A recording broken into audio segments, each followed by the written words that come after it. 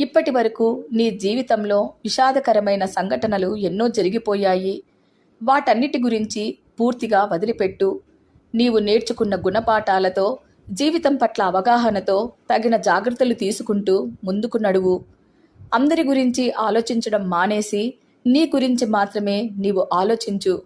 సమస్య వచ్చిందని తల వంచితే అది నిన్ను మరింతగా భయపడుతూ బాధల్లోకి నెట్టేస్తుంది.